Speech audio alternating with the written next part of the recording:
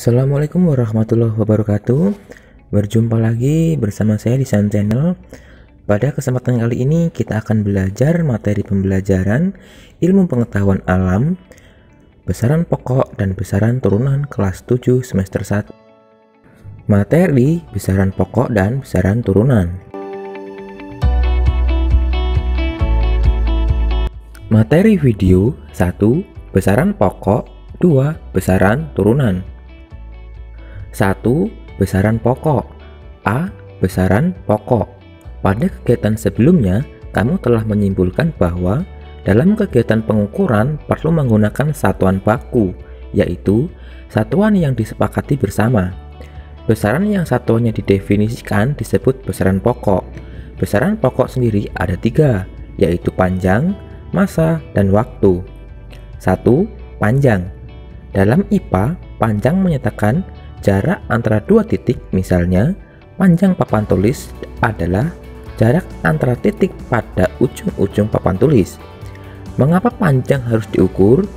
Tidak sekedar diperkirakan. Untuk menemukan hasilnya, kamu perlu membuktikannya dengan melakukan pengamatan dan pengukuran. Panjang menggunakan satuan dasar SI atau standar internasional, meter dengan simbol M kecil. Satuan meter standar dalam kurung baku sama dengan jarak yang ditempuh cahaya dalam ruang hampa selama 1/299.792.458 sekon. Selain meter, panjang juga dinyatakan dalam satuan-satuan yang lebih besar atau lebih kecil dari meter dengan cara menyantumkan awalan seperti tabel di atas. Berdasarkan tabel yang telah kita bahas di atas, maka dapat dikatakan bahwa 1 km sama dengan 100 meter, 1 cm sama dengan 1/100 meter atau 0,01 meter. Sebaliknya diperoleh 1 meter sama dengan 100 cm, 1 meter sama dengan 1/1000 km atau 0,001 km. Beberapa alat ukur panjang diantaranya pita ukur atau meltin, penggaris atau mistar, jangka sorong, dan meteran gulung. Meteran gulung dan penggaris mampu paling kecil hingga 1 mm, tetapi jangka sorong mampu mengukur sampai 0,1 mm. Dalam melakukan pengukuran, perhatikan posisi 0 alat ukur. Untuk pengukuran panjang, ujung awalan benda berhimpit dengan angka 0 pada alat ukur. Selain itu, posisi mata harus tegak lurus dan skala yang ditunjuk. Perhatikan gambar di samping. 2. Massa. Setiap benda tersusun dari materi. Jumlah benda yang terkandung dalam suatu benda disebut massa benda. Dalam SI atau satuan internasional, massa diukur dalam bentuk kilogram atau dengan simbol kg. Misalnya, massa tubuhmu 52 kg. Perlu diketahui bahwa massa tidak sama dengan berat. Sering kita mendengar jika suatu massa diganti dengan berat. Massa suatu benda ditentukan kandungan oleh kandungan materinya dan tidak mengalami perubahan meskipun kedudukannya berubah. Sebaliknya, berat sangat bergantung pada kedudukan di mana benda tersebut berada. Mengapa demikian? Karena benda memiliki gravitasi yang berbeda di tempat yang berbeda. Sebagai contoh, saat astronot berada di bulan, berat tinggal berat tinggal 1/6 dari berat dia saat di bumi. Dalam SI, massa menggunakan satuan dasar kilogram atau kg, sedangkan berat menggunakan massa newton atau N. Massa suatu benda dapat diukur dengan neraca lengan, sedangkan berat diukur dengan neraca pegas. Neraca lengan dan neraca pegas termasuk jenis neraca mekanik. Selain neraca lengan dan neraca pegas, digunakan juga jenis neraca lain yang lebih praktis, yaitu neraca digital. Pada neraca digital, hasil pengukuran massa langsung dapat diketahui karena muncul angka dan satuannya. Selain kilogram, massa benda juga dinyatakan dalam satuan-satuan lain, misalnya gram dan miligram untuk massa-massa yang kecil seperti ton, dan kuintal untuk massa-massa yang besar. Contoh, 1 ton sama dengan 10 kuintal, 10 kuintal sama dengan 1000 kg. 1 kilogram sama dengan 1000 gram.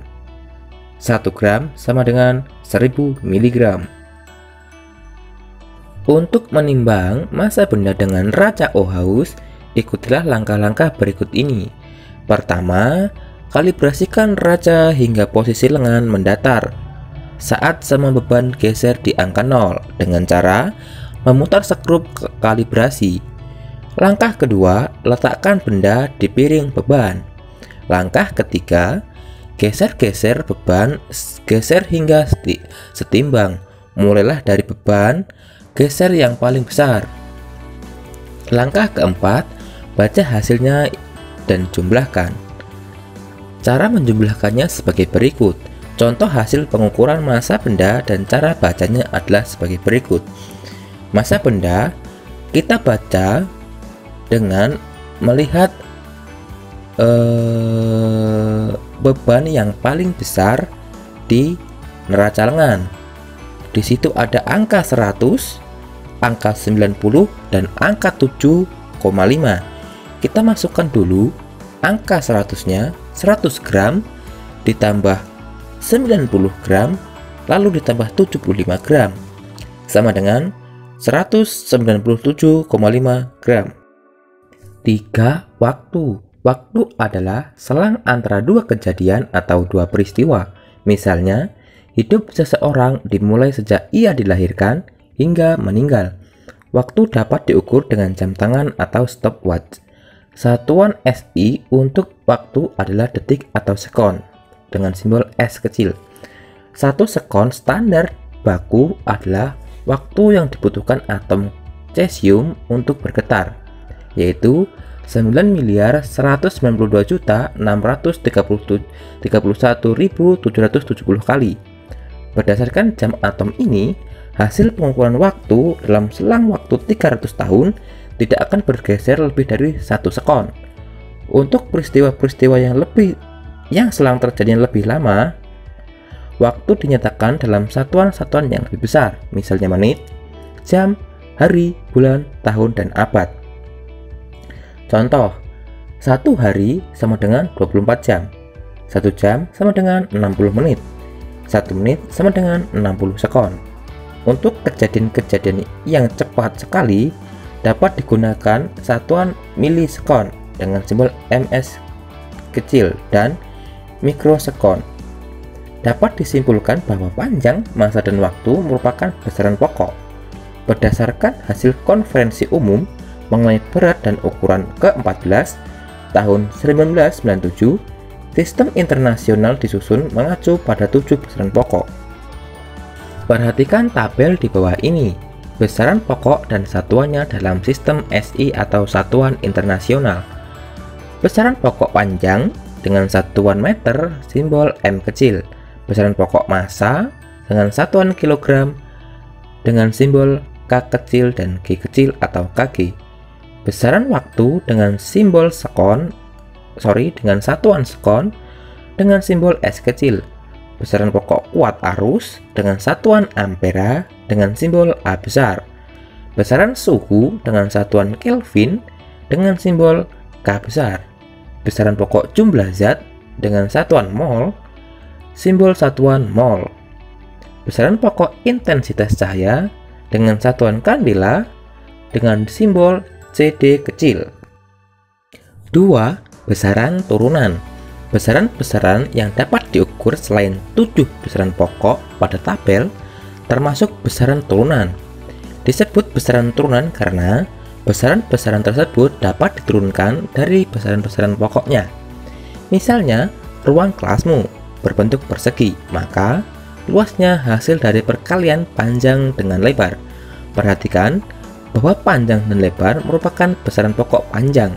Dalam SI, panjang diukur dengan satuan meter. Luas dalam SI memiliki satuan meter kali meter atau meter persegi atau m kuadrat. A.